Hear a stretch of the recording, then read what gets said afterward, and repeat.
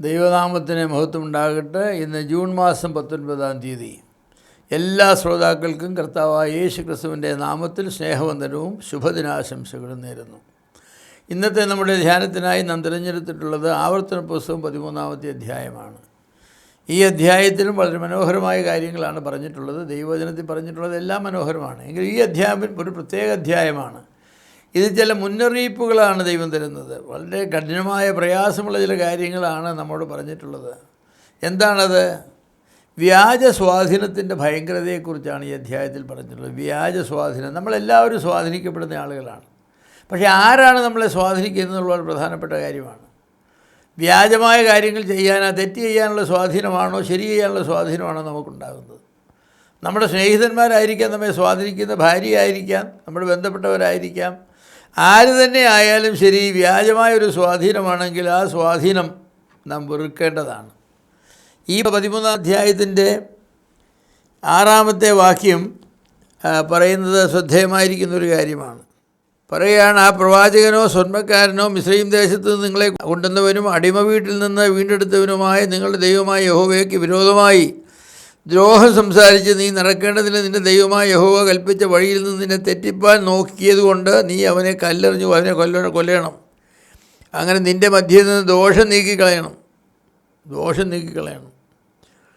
13-ാം അധ്യായത്തിൻ്റെ 3-ാമത്തെ വാക്യത്തിൽ ഒന്ന് തുടങ്ങി 3-ാമത്തെ വാക്യത്തിൽ പറയുകയാണ്, നിങ്ങളുടെ ഇടയിൽ ഒരു പ്രവാചകനോ സ്വപ്നക്കാരനോ എഴുന്നേറ്റ് നീ അറിഞ്ഞിട്ടില്ലാത്ത അന്യദൈവങ്ങളെ നാം ചെന്ന് സേവിക്കുക എന്ന് പറഞ്ഞുകൊണ്ട് ഒരടയാളമോ അത്ഭുതമോ മുന്നറിയിക്കുകയും അവൻ പറഞ്ഞ അടയാളമോ അത്ഭുതമോ സംഭവിക്കുകയും ചെയ്താൽ നീ ആ പ്രവാചകൻ്റെ സ്വപ്നക്കാരൻ്റെ വാക്ക് നീ കേട്ടനുസരിക്കരുത്. നിങ്ങളുടെ ദൈവമായ യഹോവയെ പൂർണ്ണ ഹൃദയത്തോടും പൂർണ്ണ മനസ്സോടും കൂടെ നിങ്ങൾ സ്നേഹിക്കുന്നുവോ എന്നറിയേണ്ടതിന് നിങ്ങളുടെ ദൈവമായ യഹോവ നിങ്ങളെ പരീക്ഷിക്കുകയാകുന്നു. നിങ്ങളുടെ ദൈവമായ യഹോവയെ നിങ്ങൾ അനുസരിച്ച് ഭയപ്പെട്ട് അവൻ്റെ കൽപ്പന പ്രമാണിച്ച് അവൻ്റെ വാക്ക് കേൾക്കുകയും അവനെ സേവിച്ച് അവനോട് ചേർന്നിരിക്കുകയും വേണം. എന്താ പറയുന്നത്? ദൈവജനത്തിൻ്റെ ഇടയിൽ എന്നുമുള്ള ഒരു പ്രശ്നമാണ് വ്യാജ പ്രവാചകന്മാരും വ്യാജ അത്ഭുത പ്രവർത്തകരുമായിട്ടുള്ള ആളുകൾ. അത്ഭുത രോഗശാന്തി, അത്ഭുത പ്രവചനങ്ങൾ, സമൃദ്ധിയുടെ സുവിശേഷം എന്നു വേണ്ട, ഇല്ലാത്ത കാര്യമില്ല. വചനത്തിൽ പറഞ്ഞിട്ടില്ലാത്തതായിരിക്കുന്ന കാര്യങ്ങൾ പ്രസംഗിക്കുന്ന ആളുകൾ. എന്നിട്ട് അതേക്കുറിച്ച് രസമെന്ന് പറഞ്ഞാൽ അവർ പറയുന്ന പല കാര്യങ്ങളും ശരിയായിത്തീരുന്നുണ്ടല്ലോ, അവരുടെ പ്രവചനങ്ങൾ നടക്കുന്നുണ്ടല്ലോ. വായിച്ചത് കേട്ടില്ലേ? ആ പ്രവാചകൻ പറയുന്ന കാര്യം സംഭവിക്കുകയും ചെയ്താൽ നീ അവനെ കല്ലെറിഞ്ഞു കൊല്ലണമെന്നാണ്, അവനെ കൊന്നുകളയണമെന്നാണ്. കാരണം എന്താ? ദൈവത്തിൻ്റെ വചനത്തിൻ്റെ ഉപദേശത്തിന് വിരുദ്ധമായിരിക്കുന്ന എന്ത് പ്രവചനവും അത് നടക്കുമോ നടക്കുകയില്ലയോ എന്നുള്ളതല്ല, അത് വചനം പഠിപ്പിക്കുന്നതാണോ എന്നുള്ളതാണ്. ദൈവവചനത്തിൻ്റെ ഉപദേശത്തിന് വിരുദ്ധമായിരിക്കുന്ന ഉപദേശങ്ങൾ ആര് പഠിപ്പിച്ചാലും അത് യാഥാർത്ഥ്യമായി തീർന്നാലും ഇല്ലെങ്കിലും പറഞ്ഞതുപോലെ തന്നെ അത് നടന്നാലും നടന്നില്ലെങ്കിലും ദൈവവചനത്തിന് വിരുദ്ധമായിരിക്കുന്ന ഏത് പ്രസ്ഥാനങ്ങളും ഏത് പ്രസ്താവനകളും ഏത് പ്രവർത്തനങ്ങളും അത് വ്യാജമാണ്. ദൈവം അത് അനുവദിക്കുന്നതല്ല. അത് നാം സഹിക്കരുതെന്നാണ്. അത് നാം ഒരു വിധത്തിലും അനുവദിക്കരുത്. പ്രവചനമാണ് സാത്താൻ്റെ കയ്യിലെ ഒരു പ്രധാന ആയുധം. നടക്കുവാനുള്ള കാര്യങ്ങളെക്കുറിച്ച് പ്രവചിക്കുകയും അത് കുറേയൊക്കെ നടപ്പാക്കുകയും ചെയ്യുക വഴി ആളുകളുടെ വിശ്വാസ്യത അവൻ പിടിച്ചു പറ്റുന്നു. അതിന് സാത്താന് കഴിവുണ്ട്. സർവശക്തൻ ദൈവം മാത്രമേ ഉള്ളൂ. പക്ഷേ വളരെയധികം കഴിവുള്ളവനാണ് സാത്താൻ. പല കാര്യങ്ങളും അവന് ചെയ്യുവാനായിട്ട് കഴിയും. പക്ഷേ ഇതിനെതിരെ വളരെ ജാഗ്രത നമുക്ക് ആവശ്യമാണ്. പ്രവചിക്കുന്നവൻ്റെ നിവൃത്തി മാത്രമല്ല പ്രവചനത്തിൻ്റെ സ്വീകാര്യതയ്ക്ക് മാനദണ്ഡം. പറഞ്ഞവൻ പറഞ്ഞതുപോലെ സംഭവിച്ചോ എന്നുള്ളതല്ല, അതിനപ്പുറത്ത് ബൈബിളിലെ ഉപദേശവുമായുള്ള പൊരുത്തമാണ് പ്രധാനം. ഞാൻ നിങ്ങളോട് കൽപ്പിച്ച വചനത്തിന് വിരുദ്ധമായൊരു കാര്യമാണോ ഇവൻ പറഞ്ഞത്? അന്യദേവസേവയ്ക്ക് സഹായമാകുന്ന ഏതൊരു പ്രവചനവും നിഷിദ്ധവും ദൈവകോപത്തിന് വിധേയവുമാണ്. ഇന്നത്തെ കുറേ പ്രവാചകന്മാർ ഇറങ്ങിയിട്ടുണ്ട്. അവർ പല കാര്യങ്ങളും പറയാറുണ്ട്, അത് പല കാര്യങ്ങളും സംഭവിക്കാറുണ്ട്. അതുകൊണ്ടെന്താ? ദൈവവചനത്തിൻ്റെ ഉപദേശത്തിന് വിരുദ്ധമായിരിക്കുന്ന കാര്യങ്ങൾ പറഞ്ഞ് സംഭവിച്ച് അതിൻ്റെ പിന്നിലൊരു സാത്താൻ ഉണ്ടായിരുന്നു എന്ന് മാത്രം വിചാരിച്ചാൽ മതി. കാരണം ദൈവം പറഞ്ഞതിനൊരിക്കലും ലംഘിക്കുകയില്ലല്ലോ. ദൈവം ഊവെന്ന് പറഞ്ഞാൽ അവന് വാക്ക് എന്ന് ഊവെന്ന. പക്ഷേ ദൈവം ഇല്ല എന്ന് പറഞ്ഞത് അവൻ ഊവെന്ന് പറയുകയും അത് ഊവായിട്ട് സംഭവിക്കുകയും ചെയ്താൽ മനസ്സിലാക്കിക്കണം, ദൈവമല്ല സാത്താനാണ് അതിൻ്റെ പിന്നിൽ എന്ന്. അത് മനസ്സിലാക്കാനുള്ളതായിരിക്കുന്ന കോമൺ സെൻസ് മതി, അതിന് കൂടുതലൊന്നും വേണ്ട. ദൈവം ഒരു പ്രവാചകനെ ഒരിക്കൽ അയച്ചിരുന്നു ബേഥേൽ എന്ന് പറഞ്ഞ സ്ഥലത്തേക്ക്. അവിടെയുള്ളതായിരിക്കുന്ന യാഗപീഠത്തിലെത്തിയ പ്രസംഗിക്കുവാനാണ് അവനെ അയച്ചത്. അവൻ ചെന്ന് യാഗപീഠത്തിലെത്തിയ പ്രസംഗിച്ചു. ദൈവം അവനോട് വ്യക്തമായിട്ട് പറഞ്ഞിരുന്നു, നീ പോകുന്ന വഴി തിരികെ വരരുത്, പോകുന്ന സ്ഥലത്ത് നീ അപ്പം തിന്നുകയോ വെള്ളം കുടിക്കുകയോ ചെയ്യരുത്, നീ ആരുടെയും വീട്ടിൽ കയറി വിശ്രമിക്കരുതെന്ന് വളരെ വ്യക്തമായിട്ട് പറഞ്ഞിരുന്നു.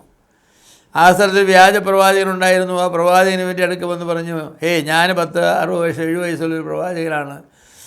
ദൈവം എന്നോട് നിന്നെക്കുറിച്ച് പറഞ്ഞു, നീ എൻ്റെ വീട്ടിൽ വരികയും നീ ആഹാരം കഴിക്കുകയും അപ്പം തിന്നുകയും വെള്ളം കുടിക്കുകയും അല്പം വിശ്രമിക്കുകയും ചെയ്യണമെന്ന് ദൈവം എന്നോട് പറഞ്ഞു, അതുകൊണ്ട് നിന്നെ വിളിച്ചുകൊണ്ട് പോകാൻ ഞാൻ വന്നതെന്ന് പറഞ്ഞു. ആ പ്രവാചകൻ കൂടെ പോയി. എന്നിട്ടെന്താ സംഭവിച്ചത്? അവൻ അപ്പോൾ എല്ലാം തിന്ന് കഴിഞ്ഞ ഉടനെ തന്നെ പ്രവചനമുണ്ടായി, ഞാൻ നിന്നോട് ചെയ്യരുതെന്ന് പറഞ്ഞ കാര്യം നീ ചെയ്തതുകൊണ്ട് നീ പോകുന്ന വഴിയിലൊരു സിംഹം നിന്നെ കൊല്ലും, നിൻ്റെ കല്ലറയിൽ നിന്നെ അടക്കുകയില്ല എന്ന് പറഞ്ഞു. അതുകൊണ്ട് തന്നെ അവൻ കൊല്ലപ്പെട്ടു.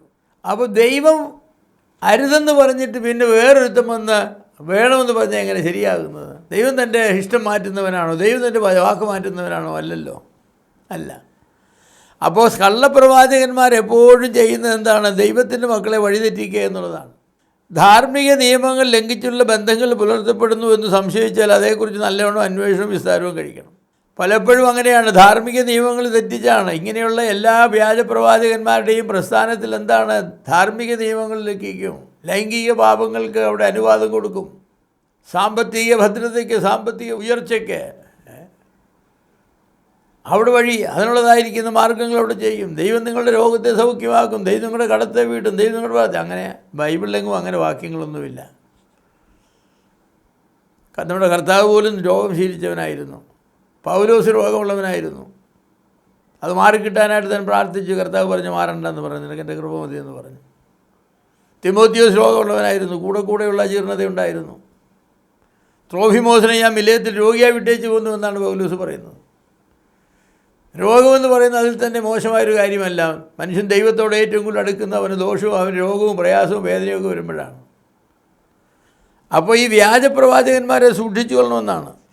ദൈവജനത്തെ പാപത്തിൽ വീഴിക്കുവാൻ സാത്താൻ ഉപയോഗിക്കുന്ന ഒരായുധമാണ് പ്രവചനങ്ങൾ. അതോടൊപ്പം തന്നെ മനുഷ്യന് ഏറ്റവും താല്പര്യമുള്ള കാര്യമാണ് ധാർമ്മിക അശുദ്ധി എന്ന് പറയുന്നത്, ലൈംഗിക അശുദ്ധി എന്ന് പറയുന്നത്, സാമ്പത്തിക കാര്യത്തിലുള്ള ക്രമക്കേടുകൾ, പണമുണ്ടാക്കാനുള്ള മാർഗ്ഗങ്ങൾ. അതിനെതിരെയുള്ള മുന്നറിയിപ്പുകളാണ് ഈ 13-ാമത്തെ അധ്യായത്തിൽ തന്നിട്ടുള്ളത്. ദൈവജനത്തെ പാപം ജയിക്കുവാൻ നോക്കുന്നവരെ നാം വെറുക്കണം എന്നാണ് 6-ാം വാക്യത്തിൽ പറഞ്ഞത്. വചനം നിർദ്ദേശിക്കുന്ന ശിക്ഷ അവർക്ക് നൽകണം. സ്നേഹിതരും അയൽക്കാരും നല്ലതാണെങ്കിലും തെറ്റായ സ്വാധീനത്തിൻ്റെ ആപത്തിനെക്കുറിച്ച് നാം ഗൗരവമായി ചിന്തിക്കണം.